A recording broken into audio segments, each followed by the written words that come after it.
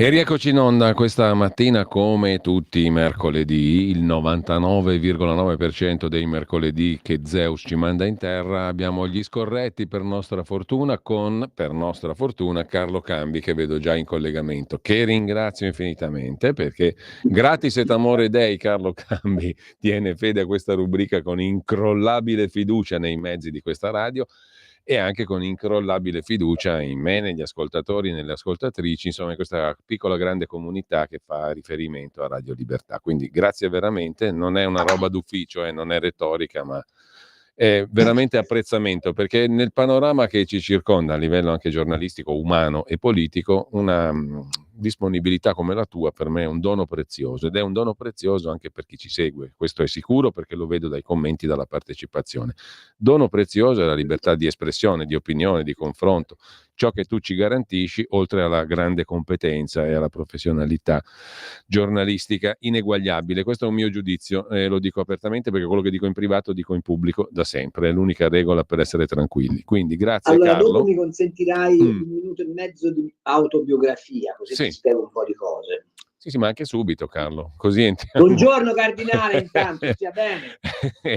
Buongiorno a lei, caro Gran Maestro. Se vuole entrare nell'autobiografia lo facciamo subito e poi entriamo negli argomenti del giorno. Tu mi hai fatto un complimento enorme. No, ma tu sai che sono quasi arrossito. No, tu sai che ciò esattamente che penso. Lo dico in privato, esatto, lo dico lo in so, pubblico. tra di noi non c'è questo infingimento, esatto. Ma spiego perché mi capita di fare queste cose, perché quando io ero un giovanissimo aspirante giornalista, conobbi un grandissimo giornalista che era Mauro Mancini, ecco il giornalista dell'Inviato della Nazione che è morto con Fogar sulla famosa zattera, stando 80 giorni nell'oceano, e pensate che Mauro era andato a seguire Fogar perché Fogar era stato accusato di impostura avendo copiato una parte del suo libro da un classico che è di Joshua Slocum, 80 ruggenti, nel raccontare il suo giro del mondo. Allora Mauro, che mi ha sempre insegnato i tuoi occhi, le tue orecchie, le tue mani, il tuo naso sono prestati ai lettori, quindi verifica sempre di persona ciò che accade, volle andare a fare la traversata atlantica con Fogar per dimostrare che questo era un grande navigatore. Affondò la barca, loro rimasero 80 giorni su una zattera, poi il povero Mauro morì. Quando mio padre si è suicidato, io sono rimasto senza una lira e come sapete fare il giornalista è un mestiere che costa, nel senso agli inizi nessuno ti paga, devi fare come fanno tanti artisti, come tanti cantanti, come tanti attori, devi contare sui tuoi mezzi. Io scrissi una lettera a Mauro che mi stava accudendo come allievo di giornalismo, non posso permettermelo, devo andare a lavorare perché sono rimasto senza soldi per la morte di babbo. Lui stava in Giappone, prese un aereo e tornò nell'arco di 48 ore in tempo per i funerali di mio padre. Poi mi prese da una parte e mi disse: non ti preoccupare, esiste la borsa di studio Mauro Mancini. Beh, straordinario. Mi disse, però in cambio ti chiedo una cosa. Qualsiasi ragazzo o ragazza ti chiederanno in avanti di fare il giornalista, se tu vedi che sono come te, nati nella schiappa di legno giusto per farcela, aiutali, altrimenti consigliali di andare da un'altra parte. E sappi che fare informazione significa fare del bene agli altri. Avevo io allora 21 anni e voi capite che avendo avuto questo tipo di battesimo, per me fare informazione non è un mestiere, ma un dovere. Carlo, a questo punto io ti sono ancora più grato di quanto non ti fossi prima, perché questa cosa forse non l'avevamo mai raccontata e neanche io la sapevo e la conoscevo per dettaglio. Ci hai fatto un altro dono, quindi, e anche abbiamo capito meglio ancora la natura di questa conversazione, di questo nostro appuntamento, per cui veramente ti sono doppiamente grato, perché quello che hai detto è materia rara, rarissima. Io non credo che se noi ci giriamo intorno nel nostro ambiente troviamo questo modo di affrontare la professione e anche il parliamo di rapporto. mezzo secolo fa, Sì, è completamente tutto diverso oggi, no? Io non so, forse siamo dei moicani, siamo sopravvissuti a No, una ma non c'è, vedi, non c'è la disponibilità a insegnare, ma non c'è più neanche l'umiltà a di imparare, apprendere, certo, sì, sì. capito? Io siccome il nostro mestiere è un mestiere sostanzialmente artigiano, tu devi avere un capo bottega che ti guida e devi avere però anche l'umiltà di seguire ciò che lui ti racconta e il rispetto per il capobottega. Se il ghirlandaio fosse stato sbeffeggiato non avremmo oggi Botticelli, insomma, tanto per capirci. Andiamo avanti. Allora Carlo, fatta questa bellissima premessa, di che cosa vogliamo parlare oggi? Ma Perché io parlerei di questa assurdità giuridica che si verifica in questo paese. Tu sai che io non sono mai stato tenero con Salvini e non lo sono per amore di verità, perché ci tengo molto a questa mobilitazione popolare che la Lega ha prodotto nel corso di questi decenni, ma siamo di fronte ad un'aberrazione. Io sento dei colleghi giornalisti che non so se hanno studiato giurisprudenza, che dicono, per esempio c'è una bionda che prezzemola in tutte le televisioni, che continua a dire ma il diritto alla vita è superiore. No, dategli una regolata. Il diritto di questo paese, e lo dico anche ai PM di Palermo, che se forse tornano a studiare non gli fa un soldo di danno, conosce come prima fonte del diritto, anzi come quasi esclusiva fonte del diritto, la Costituzione, che all'articolo 52 dice è dovere, non diritto, è dovere di ogni cittadino tutelare l'integrità della nazione, ok? Quando ci si riferisce ai diritti alla vita costituzionalmente tutelati, ci si riferisce all'articolo 2 che parla più genericamente del diritto alla dignità della persona. Per estensione arriviamo al diritto alla vita, ma vedete, qui da profondo marxiano, sono convinto che i doveri vengano prima dei diritti. Quindi se il dovere di difendere l'integrità della nazione viene prima del diritto alla vita, tutte le affermazioni che si sono sentite in questi giorni, cioè che il tutelare i confini è subordinato al salvataggio della gente, è una mostruosità giuridica. Lo è anche una mostruosità logica, perché quei signori non stavano in pericolo di vita. Vedete, il codice del mare, anzi meglio, la Convenzione internazionale sul salvamento in mare dice due cose. La prima, che tu devi prestare soccorso, prendi a bordo il naufrago e che il salvataggio si perfeziona quando il naufrago sbarca. Ma non c'è scritto che deve sbarcare per forza in Italia. C'è scritto anzi che la nave, l'unità che abbia effettuato il salvamento si deve dirigere nel minor tempo possibile al porto più vicino. Ora, dove operava la Open Arms, che fra l'altro aveva una rotta a zigzag perché stava facendo la pesca a strascico dei migranti, in quel braccio di mare ci sono almeno altri 8 porti più vicini di quello di dove è arrivata. E anche questa cosa, in termini di diritto, va raccontata, va detta. Terza cosa, se i decreti Salvini, sicurezza, fossero stati contrari alla Costituzione, secondo voi l'inquilino del Colle li avrebbe controfirmati ed emanati? Allora, vedete, c'è un cortocircuito giuridico che va smontato, ma non per salvare il capitano, ma va smontato per salvare la certezza del diritto in questo paese. Faccio notare che nell'aula dei tribunali c'è scritto la legge è uguale per tutti se la sentenza di Palermo confermerà che la Costituzione italiana è subordinata ai trattati internazionali, quella scritta va abolita. Chiaro, chiarissimo. Ma secondo te perché nel nostro mondo siamo partiti dal dovere di informare, dal nostro mestiere? Perché il nostro mestiere fatica a comprenderle queste cose o non le vuole comprendere? Non le comprende o non le vuole comprendere? No, allora, io sono convinto che in larga misura ci sia un tasso di ignoranza oggi nelle redazioni, in coloro i quali parlano a nome dell'informazione, che ha pochi uguali nel mondo. La signora bionda di cui sopra è laureata, credo, in lettere moderne, non credo che abbia mai preso in mano un testo di legge in vita sua, eppure conciona su tutto. Quindi, punto uno, quindi non lo capiscono e quindi sono in un reato di colpevole. Poi c'è il dolo, poi non lo vogliono capire perché a seconda di chi sia il soggetto oggetto dell'attenzione si presume una colpevolezza o un'innocenza derivante dall'appartenenza. Ti faccio un caso: io sono alcuni giorni che sulla Verità scrivo del caso Pesaro.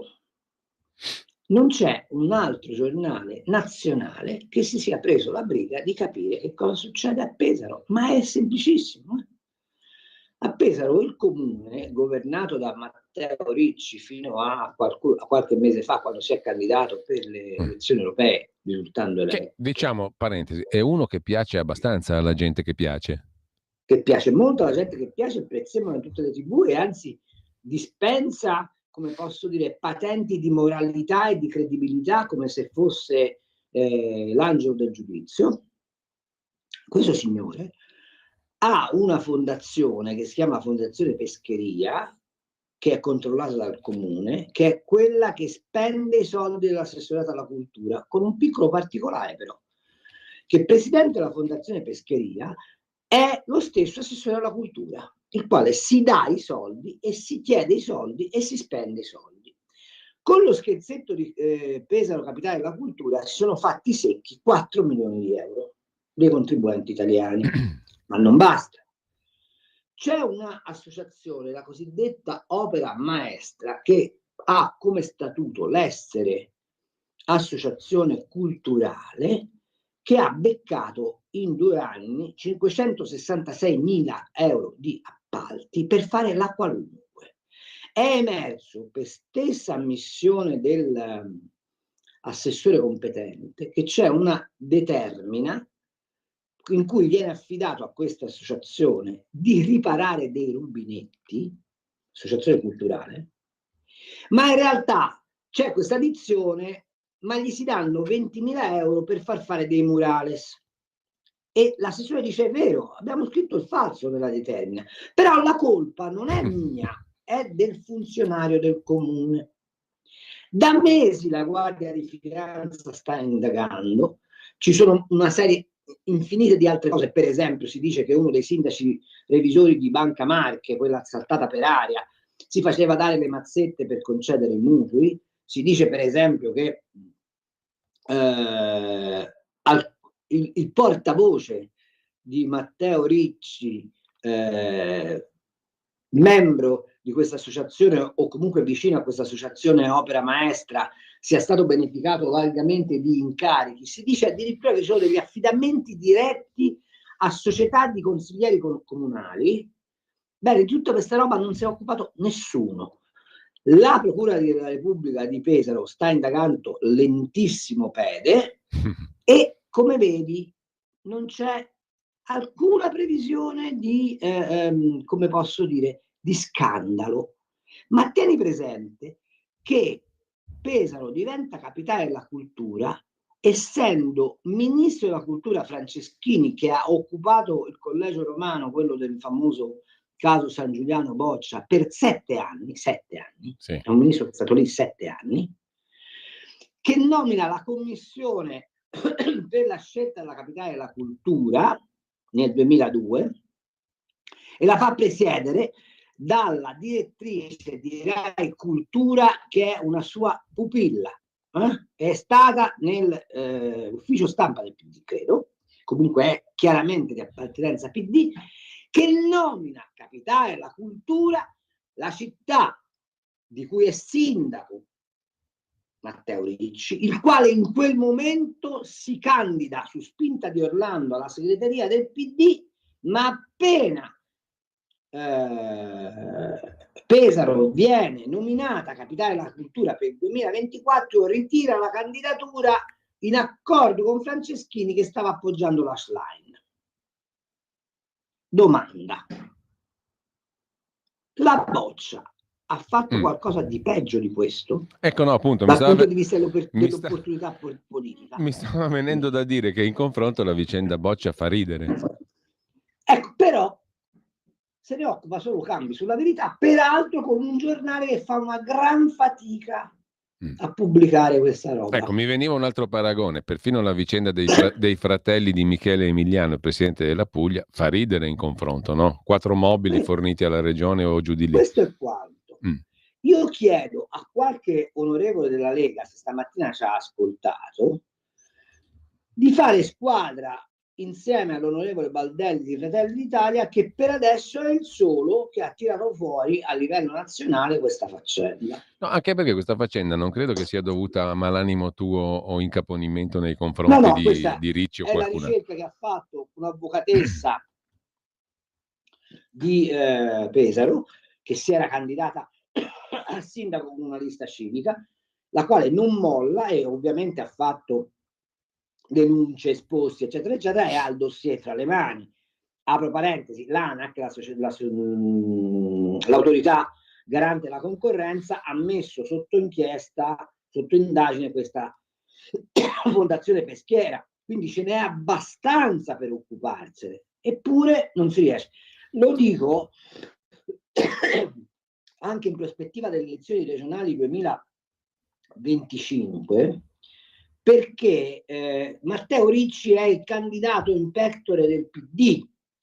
Ora, se il centrodestra volesse, come dire, fare atto di riparo dell'attuale presidenza Acquaroli, o comunque fare atto di riparo verso una sua futura candidatura, dovrebbe cominciare a occuparsi delle vicende del signor Matteo Ricci, ma evidentemente c'è lì una cintura di protezione che va al di là dello schieramento. Ecco che ti dico, per tornare alla faccenda del capitano, che quando si tratta di un esponente centrodestra non esiste coalizione della stampa. Quando si tratta di un esponente centrosinistra, anche la stampa di centrodestra teme le ritorsioni e dunque sta un pochino più rattrappita. No, anche perché il sindaco Ricci è molto ben voluto perfino su Mediaset, no? Sui canali televisivi è sempre ospite, ben trattato, tutti i salamelecchi e contro salamelecchi, diciamo così. In realtà, non sai la fatica che ho fatto io per ottenere sulla Verità 2 articoli, peraltro in taglio basso. Domanda: secondo te è una storia che vale così poco come spazio, oppure ci si potrebbe lavorare molto sopra? No, ma il punto è, mi sembra, Carlo, che al di là del profilo individuale, questa è una storia, diciamo, che ha una sostanza strutturale, perché sono episodi come questi che fanno capire come funziona poi il mondo politico, mediatico, di gestione del potere reale e anche degli affari. No, perché queste storie sono emblematiche, non sono ad personam, non è che uno ce l'ha con Ricci o ce l'ha con questo o ce l'ha con quell'altro.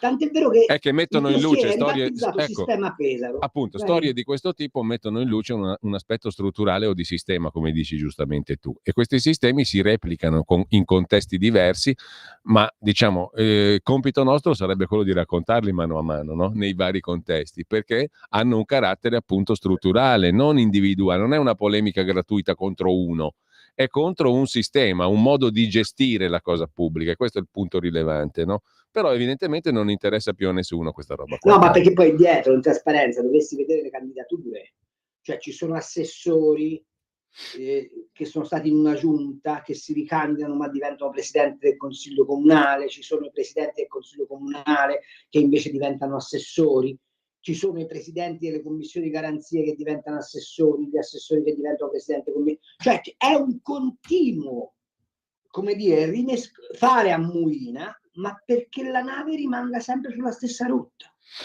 Carlo, dobbiamo fare la piccola pausa solita delle 10 e poi siamo di nuovo qua. Stai ascoltando Radio Libertà, la tua voce libera, senza filtri né censure, la tua radio. Approfitto della pausa per girarti qualche messaggio. Scrive Rita via WhatsApp 340 6709 659.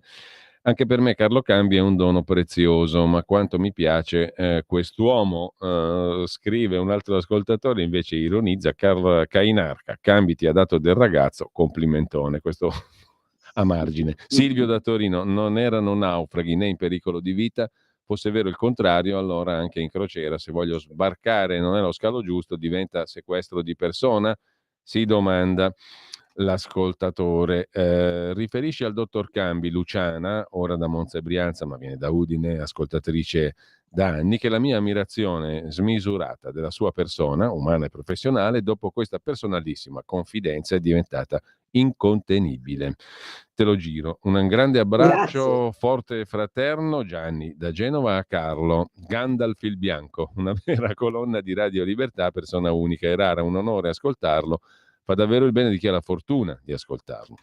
Scrive il nostro Gianni. Che Forza Italia fosse la quinta colonna del PD nel governo si sapeva da sempre, scrive Giuse. A proposito di Forza Italia, l'incontro Marina Berlusconi-Letta-Draghi, che cosa ti ha suggerito?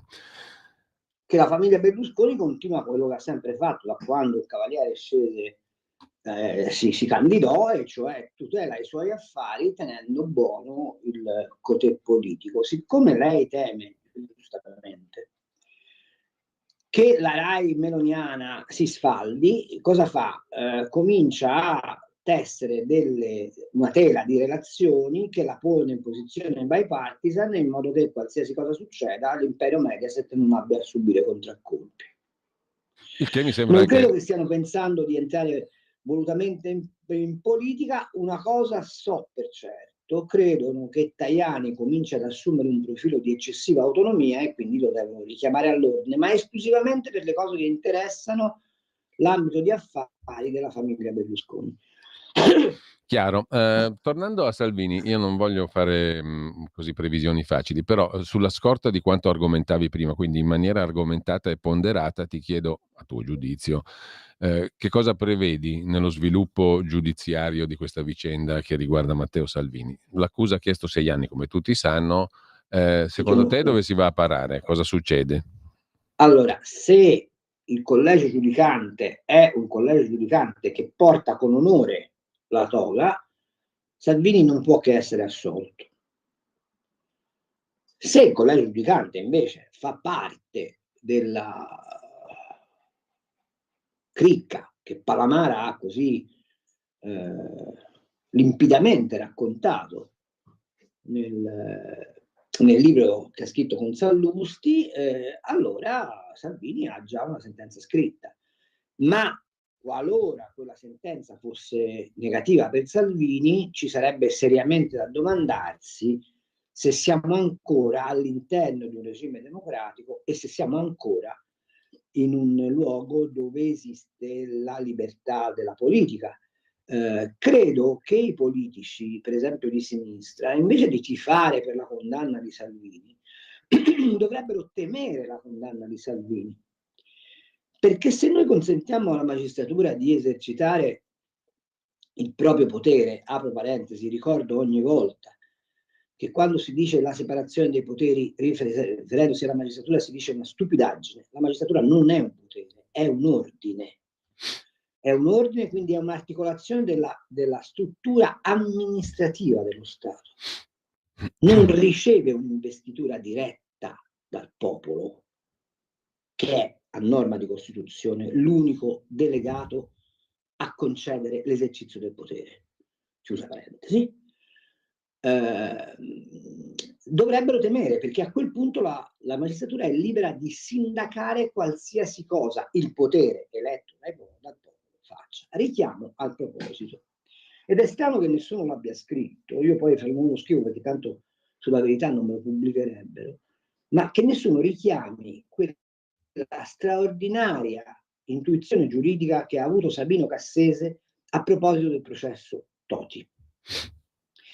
Qui c'è da stabilire, perché se Salvini fosse stato preso a stuprare una minorenne, non ci sarebbe questo dibattito, perché Salvini sarebbe colpevole di un reato come qualsiasi quispe de popolo e andrebbe a giudizio giustamente condannato. Punto. Sì. Qui c'è un altro elemento. C'è da stabilire se l'azione di un politico fatta su esplicito mandato degli elettori, ai quali peraltro Salvini ha posto come programma elettorale il contrasto all'immigrazione clandestina e ha ricevuto il consenso che ha ricevuto in quella stagione, c'è da domandarsi se quel volere popolare possa essere inficiato da un'azione giudiziaria. Sabino Cassese, nella nota che manda a proposito del processo Tronti, mette chiaramente in evidenza che tutte le iniziative volte a conculcare la volontà popolare che si esprime attraverso l'azione del politico, ovviamente dentro l'alveo delle azioni consentite al politico, è un attacco alla democrazia. Mi chiedo, c'è qualcuno che ha fatto questa riflessione a proposito del caso Salvini? Ecco, io mi stavo domandando proprio questo, su un piano più, diciamo, terra a terra rispetto a quello del professor Cassese e a quello di cui stai parlando tu. Cioè io mi domando questo: se dovesse accadere che Salvini fosse condannato, penso che questo livello di riflessione risulterebbe molto debole presso l'opinione pubblica, perché l'opinione pubblica ormai vede tutti questi soggetti come facenti parte di un immenso social. Ma Sono guarda che siamo o tornati di un all'epoca immenso del chi teatrino. volete. Berlusconi lo chiamava il teatrino della politica, ma questo è un social, il teatrino social. Non lo so. Attento Giulio, io non Mm, sono del tutto d'accordo con te, mm. perché qui c'è qualcosa di più. Qui siamo al chi volete libero, Gesù o Barabba? Sì, però secondo te l'opinione pubblica la coglie questa domanda? La fa L'opinione propria? pubblica è quella che manda in croce Gesù. Appunto dico, no? Sulla base del fatto che ormai si è persa di vista lo spessore della questione che hai posto tu, Sì, no? Perché e io certo, però la credo che... domanda che io ti faccio è Mm. perché quando io facevo il giornalista, diciamo, di peso, non che sia dimagrito nel frattempo, questa riflessione era il pane quotidiano delle redazioni. Guarda che a Repubblica noi stavamo chiaramente schierati, non è che non eravamo schierati, ma durante le riunioni con Scalfari il dibattito sulle diverse interpretazioni era feroce e proficuo. Beh, Ma insomma, perché? Ma perché allora si faceva e oggi c'è questa piattezza di conformismo? Te lo però... spiego. Perché l'informazione ha rinunciato al suo ruolo e si appiattisce sull'audience. Siccome la carta stampata è in crisi, che cosa fa? Mutua dai social network e Esatto. dalla televisione, che deve fare soltanto audience, non deve fare È quello il punto. Questi atteggiamenti, quindi da una parte è vero quello che dici tu, ma dall'altra, se tu non sei in grado di spiegare bene le cose, nel popolo si scatena Gesù o Barabba e l'80% delle volte il popolo dice che ha ragione Barabba. Verissimo, questo però è stato favorito, questo processo, secondo me, anche dalla politica e dai politici, che non hanno capito il valore dell'informazione, No, non hanno capito per niente. Dimostrazione è la nostra radio.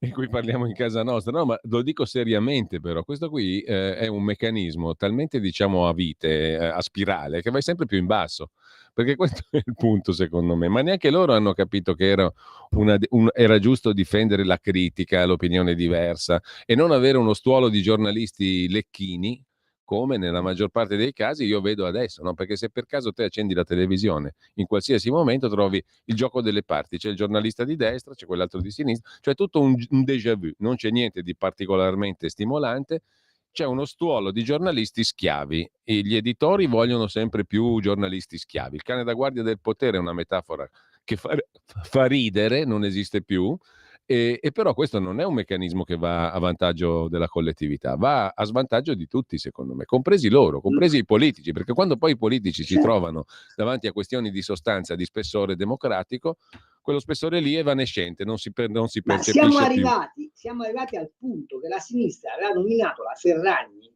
sua stella polare, non so se è chiaro. Ecco, detto questo, io ho il timore che se arrivasse una condanna per Salvini scivolerebbe un po' via, mettiamola così, scivolerebbe un po' via, e si perderebbe anche nelle tifoserie.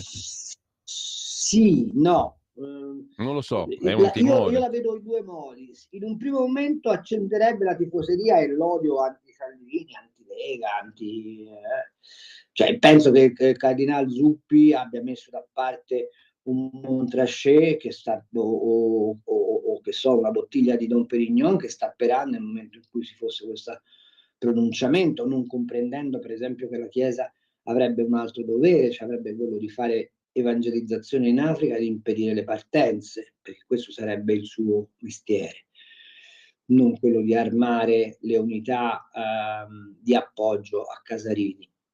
Ma a parte questo, sì, ci sarebbe un primo momento di grande euforia, ma poi ci sarebbe un secondo momento, perché se andando al potere la sinistra provasse a fare qualsiasi provvedimento che impedisse ai magistrati di esercitare un potere protervo e ad libitum, verrebbe ugualmente impallinata.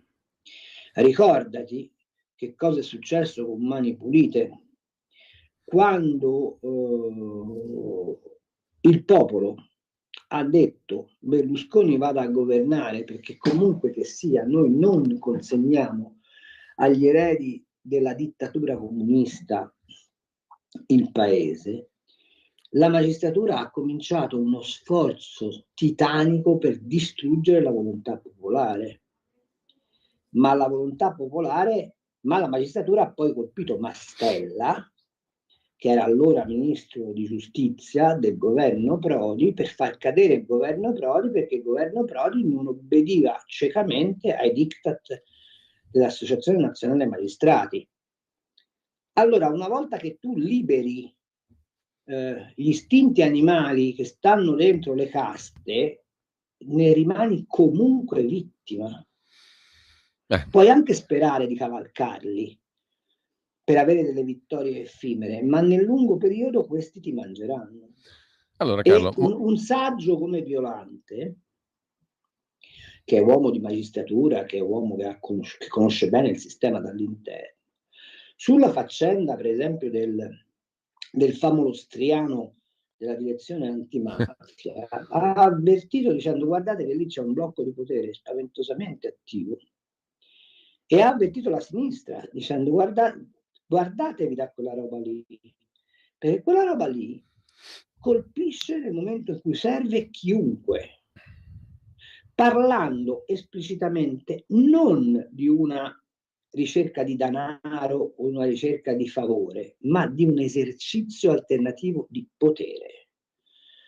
Se non si comprende che i meccanismi sono questi, e non lo comprendono i politici tutti, il loro essere rappresentanti del popolo finisce per non avere più significato e si scivola nella dittatura.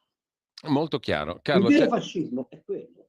Allora, c'è una telefonata, apriamo le linee, prendiamo qualche telefonata caduta nel frattempo, quindi la linea è di nuovo libera 02 92 94 7222 per chi vuole intervenire, lo ripeto 02 92 94 7222 340 6709 659 per i messaggi. Mi veniva da chiederti mentre tu parlavi, Carlo, come va a finire secondo te quello che tu hai chiamato il famolostriano? E non lo so come va a finire, perché vedo tutti molto molto molto cauti. Molto cauti. Devo dire che Cantone, che già godeva di una mia alta considerazione per essere un professionista del diritto con i controfiocchi e iper preparato, è cresciuto nella mia ammirazione a livelli altissimi. Deve forse cominciare a temere qualcosa lui? Secondo me sì, ma ciò che mi stupisce è che il centrodestra, in alcuni suoi uomini di altissimo profilo, non ponga la questione direttamente al Presidente della Repubblica. Non ci dimentichiamo che il Presidente della Repubblica è il Presidente del Consiglio Superiore della Magistratura, è il Presidente del Consiglio di Sicurezza, e che il Presidente della Repubblica ha diretta competenza sui servizi informativi il fatto che non ci sia nessuno del centrodestra che pone direttamente a Mattarella questo quesito e non ci sia da parte dei partiti del centrodestra un'iniziativa di alto profilo per cominciare a ragionare se alcuni corpi dello Stato non abbiano assunto atteggiamenti separati, è una follia. Altra cosa, mi domando, ma Nordio è supportato sufficientemente nella sua azione di riconduzione della magistratura nell'alveo dei confini costituzionali, sì o no? Questa è un'altra Perché domanda. questa riforma della separazione delle carriere, il doppio CSM e via discorrendo, è il pilastro centrale su cui costruire il nuovo edificio delle garanzie costituzionali per i cittadini. Ma il non comprendere che queste sono le scelte decisive, il farsi ingabbiare dal caso Boccia per mesi, l'assistere alle velate minacce a Lollobrigida, ma che andassero al loro destino i San Giuliano, i Lollobrigida. Il tema non è questo, il tema è il centrodestra vuole riformare lo Stato e consolidare le garanzie costituzionali per i cittadini, sì o no? E a quando una grande assemblea di mobilitazione delle forze moderate di questo paese per dimostrare che siamo noi gli autentici democratici? Quando? Carlo, tutte domande importanti. Intanto ci sono 3 telefonate in attesa, allora le passiamo velocemente il più possibile. Pronto? Sì, buongiorno, sono Luca da Colico. Buongiorno. Io sono certo che Salvini sarà condannato. Il motivo è molto semplice. Vi ricordate la vicenda dei 49 milioni di euro a cui è stata condannata la Lega? A fronte di un ammanco certificato di circa 500.000 euro, i giudici sono riusciti a richiedere 49 milioni di euro indietro, cioè tutto il contributo di rimborsi elettorali, una cosa allucinante.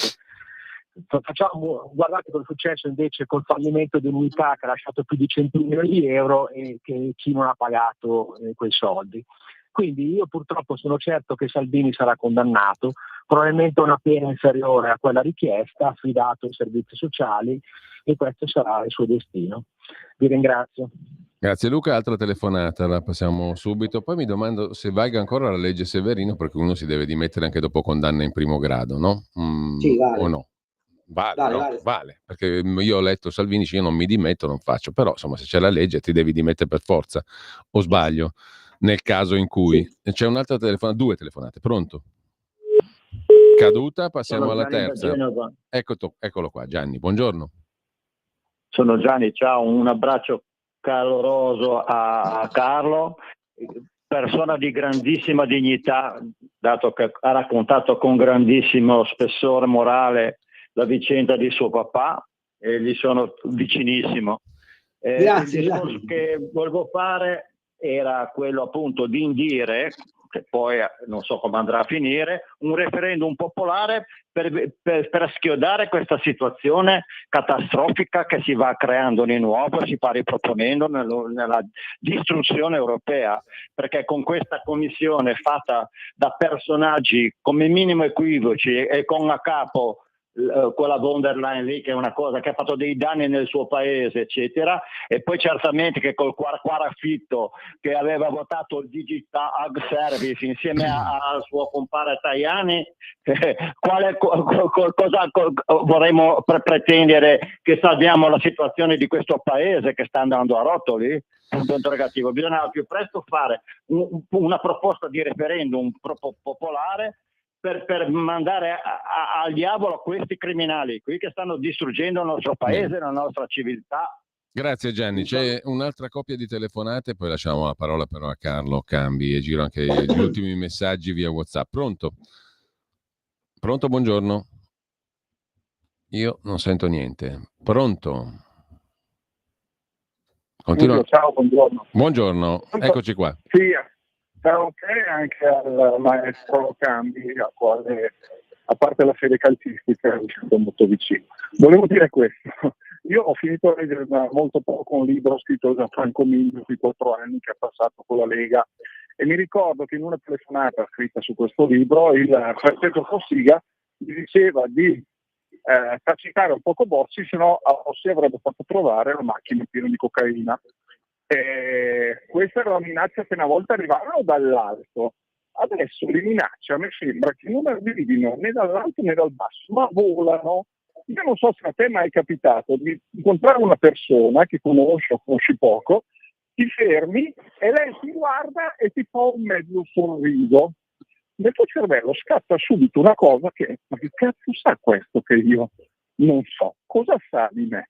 Io penso che sia questo l'ambiente che circola, cioè se tu incontri uno che ti fa sorridere, questo è sinceramente citorio, uno dice cazzo, questo non ha fatto una cazzata, cioè sotto ricatto tutte le persone e i giornalisti poi sono i peggiori. Pensavo questo, era una mia supposizione, una mia impressione.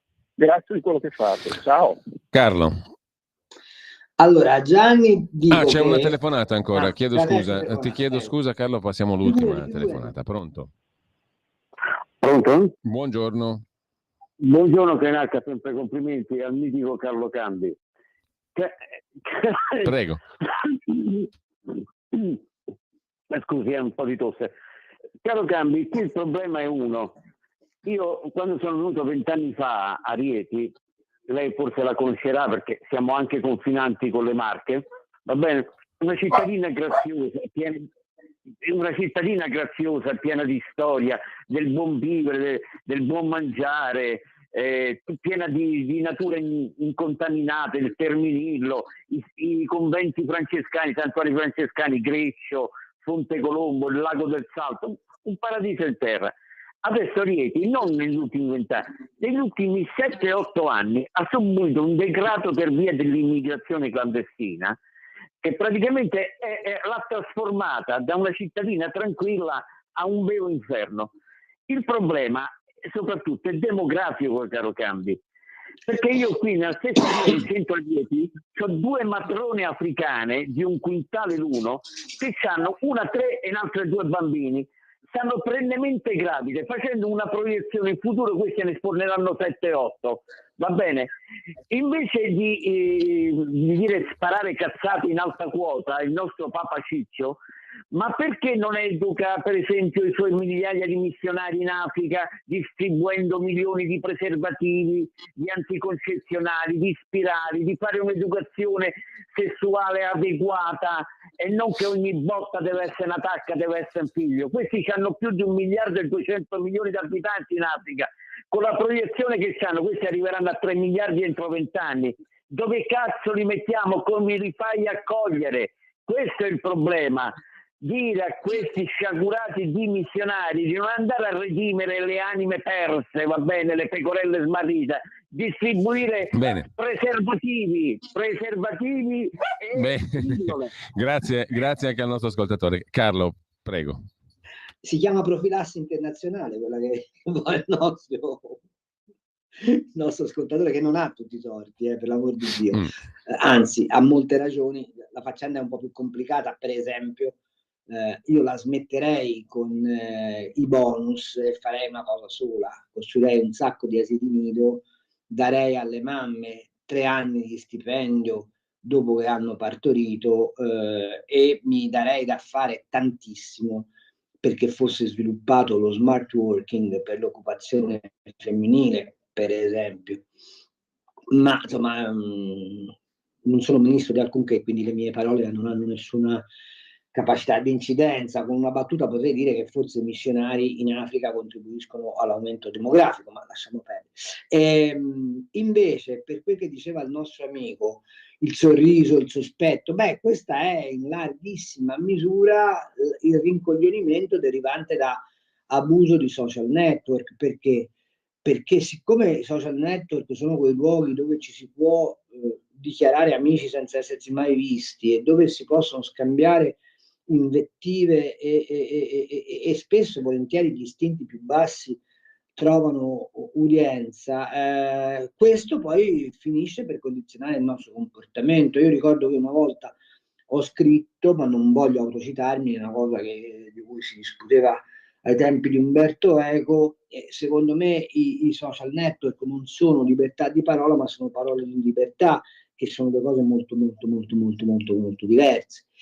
Quanto a ciò che diceva Gianni, questo ci porta però a fare un ragionamento più complessivo sulla capacità che abbiamo noi di interpretare le cose europee. Non l'abbiamo. La nostra stampa, per esempio, sta glorificando in questo momento Mario Draghi, che peraltro è uno di quelli che ha largamente contribuito a costruire questa Europa, cioè questo simulacro di Europa, che tutto è tranne che l'Europa unita, e che propone una cosa che è impossibile.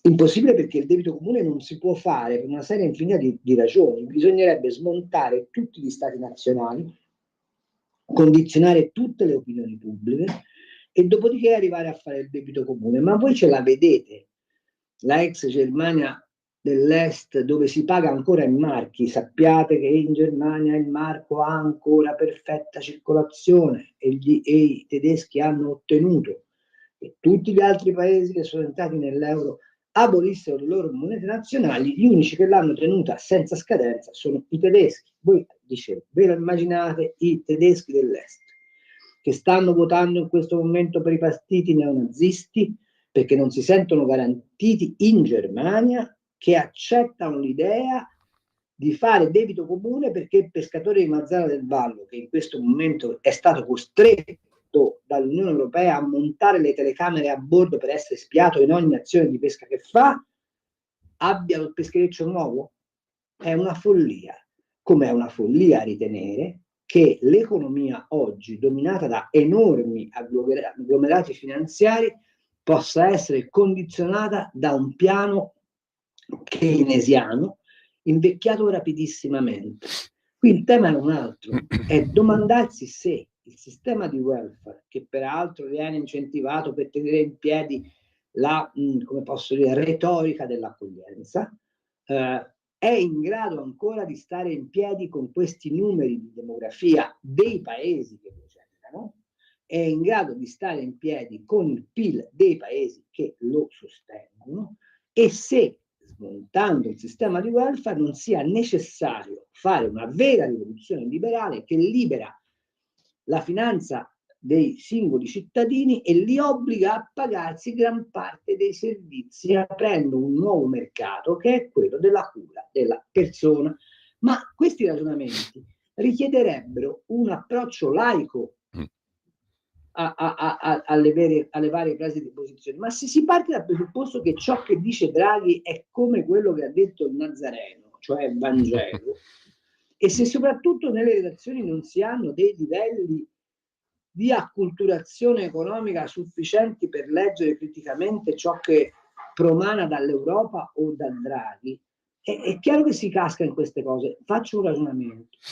Tre anni fa il capo economista, anzi il capo dell'ufficio studi della Deutsche Bank, Eric Heymann, emise un paper, cioè uno studio, in cui sosteneva che il Green Deal avrebbe prodotto 840.000 esuberi nelle filiere industriali europee e sosteneva che soltanto un'ecodittatura avrebbe potuto imporre quelle scelte. Oggi siamo di fronte al disastro dell'industria automobilistica e fra un po' arriveremo al disastro dell'industria metallurgica e fra un po' arriveremo al disastro di tutte le industrie energivore. Domanda: c'è qualcuno che in questi 3 anni ha posto all'Europa l'interrogativo: ma la transizione verde che voi volete, come si sostiene? La risposta dell'Europa è stata una sola: scaricare sui cittadini l'onere della transizione, cioè ti devi pagare la casa verde, ti devi pagare l'auto elettrica, ti devi... E Draghi oggi, a fronte di questo atteggiamento, viene a dirci che ci serve debito comune. E la verità vera è che Draghi ha in testa un'altra cosa: aggredire i 1.200 miliardi di risparmio annuale d'Europa per metterli sotto controllo di governi possibilmente meno democratici e favorire i grandi agglomerati. Questo è lo schema finale. C'è qualcuno che ha il coraggio di sottoporre a critica queste posizioni? Ditemelo voi. Io da Radio Libertà vi dico che le cose stanno in buona sostanza così, certo poi ci vorrebbero le trasmissioni intere per approfondire, ma in buona sostanza le cose stanno così. Domanda: sentite qualche parlamentare del centrodestra che pone queste questioni? I due che potevano porli sono stati assolutamente silenziati. E sapete a chi mi riferisco? Carlo, dobbiamo salutarci qua. Più chiaro di così non potevi essere, come al solito, per cui io ti ringrazio, ti saluto Carlo. Buon pomeriggio. Un abbraccione Cardinal Cainarca e una carezza a Frida. Eccola qua sotto. Ecco. Ciao Frida, ciao. Eccola qua, la facciamo assurgere agli onori. Buona mattina a tutti, grazie Carlo. Ciao a tutti, ciao. Avete ascoltato Gli Scorretti, un antidoto al luogo comunismo.